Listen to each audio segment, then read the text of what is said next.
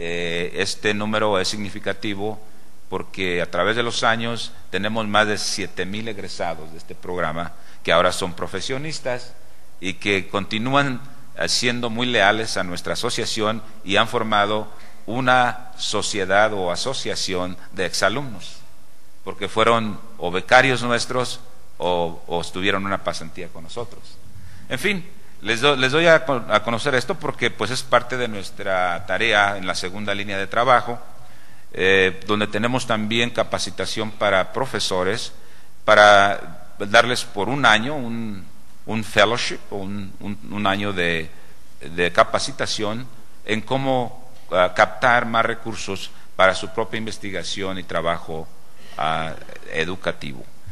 Esto es muy importante, además de que sabemos que tenemos que incrementar los cuadros de liderazgo en nuestras universidades de origen hispano, personas que sean rectores, rectoras de universidades nuestras, y hemos tenido mucho éxito en desarrollar un programa de esa naturaleza, donde ya hemos colocado un número significativo dentro de lo que fue el número total de egresados en puestos de liderazgo en universidades del país.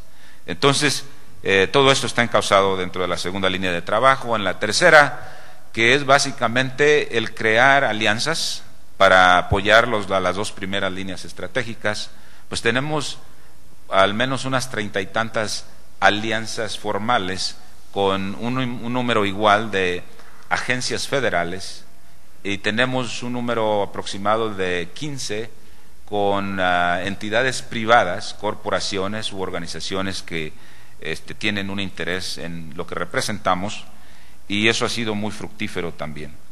Nuestras prioridades pues continúan siendo desde luego el avanzar en el área legislativa. Tenemos ahorita proyectos con el Congreso muy importantes que están avanzando, el aumentar las subvenciones, los presupuestos federales a nuestras instituciones y el capacitar aún mejor a todas estas universidades.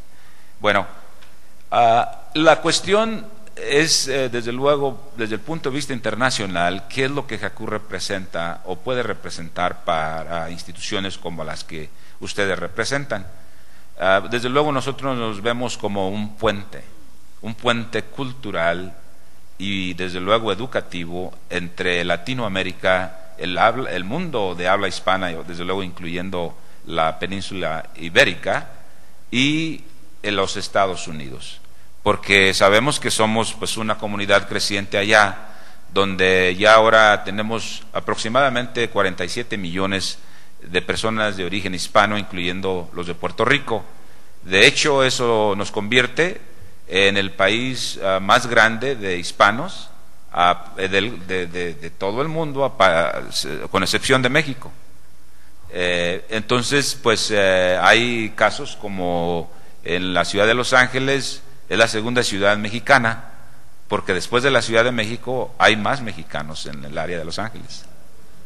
Hay más salvadoreños en Estados Unidos que en El Salvador. Entonces, eso es muy importante mantenerlo en mente para lo que vamos a compartir sobre gobernabilidad y el futuro de las universidades. En cuanto a la gobernabilidad, pues ya se habló bastante ayer de que no hay modelos buenos ni malos, sino simplemente existen formas de gobernabilidad distintas, y que yo también comulgo con esa opinión. Y me recuerda una frase célebre de un expresidente mexicano que ya falleció, Adolfo López Mateos, que en su momento dijo que los pueblos tienen los gobiernos que se merecen, y a lo mejor eso también aplica a lo que es el ámbito universitario. Entonces, yo creo que debemos pensar entonces no tanto sobre lo que ha existido o existe, sino cómo deberíamos transformar la gobernabilidad de universidades para mejorar los resultados de su labor educativa. Desde luego que en Estados Unidos, digamos históricamente, se considera que la fundación de Harvard en 1636 marca el comienzo de la educación superior en Estados Unidos. Esto fue 20 años aproximadamente después del arribo del barco ese famoso, el Mayflower, a Plymouth Rock, en donde es ahora Massachusetts. Y pues de ahí se desprende una serie de iniciativas para crear más universidades de la misma naturaleza, como Harvard, que en sus principios no era una universidad, era una escuela para preparar principalmente ministros religiosos, puritanos, y maestros para sus escuelas que también tenían una misión fundamentalmente religiosa y moralista. Y a partir de la fundación de Harvard se crearon una serie de universidades más, todas esas que les llaman las de la Ivy League, surgieron posteriormente. Estamos ya hablando pues del siglo XVII, y bueno, eso en las colonias, que entonces eran 13 colonias, se fundaron muchas de esas instituciones en lo que ahora es el noreste de los Estados Unidos. Continúan la mayoría de ellas ahí, pero ya ahora sí como universidades.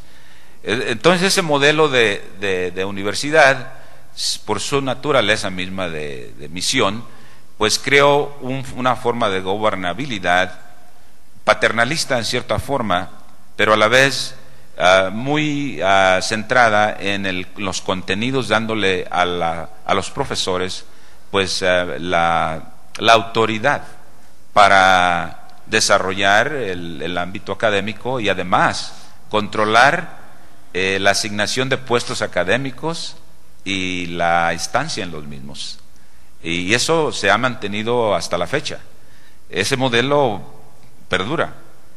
Desde luego que ya en el siglo siguiente, en el siglo XVIII y en el siglo XIX, desde luego, surgen universidades públicas. Después de que el país se independiza, empiezan a formarse estados, y el gobierno federal promulga en 1862 una ley denominada la ley Morrill, la Morrill Act, que establece que en cada estado el gobierno federal dará una cantidad de terrenos y un presupuesto, una asignación especial para que se creen universidades encausadas a la preparación de personas para la economía de aquel tiempo, que era la agricultura.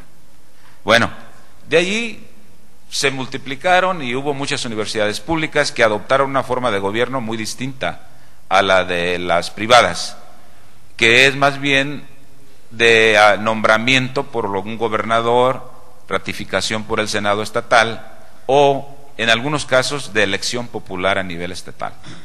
Y eso sucede en estados, por ejemplo, como donde me tocó a mí estar mucho tiempo, en Michigan.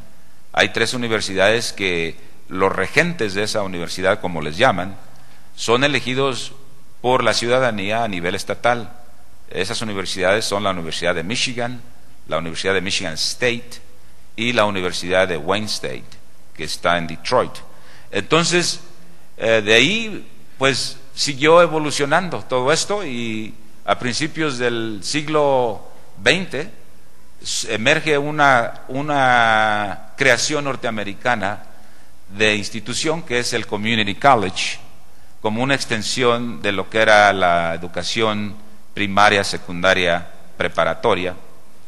2 años, y en sus principios la mesa directiva de esas escuelas, que se administran y se gobiernan localmente, también gobernaba y administraba los primeros community colleges.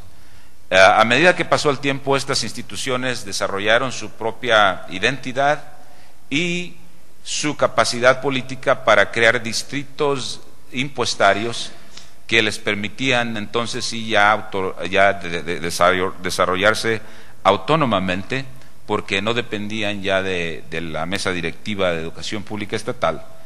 De ahí pues surgieron los community colleges, y ahora hay una cantidad considerable de ellos.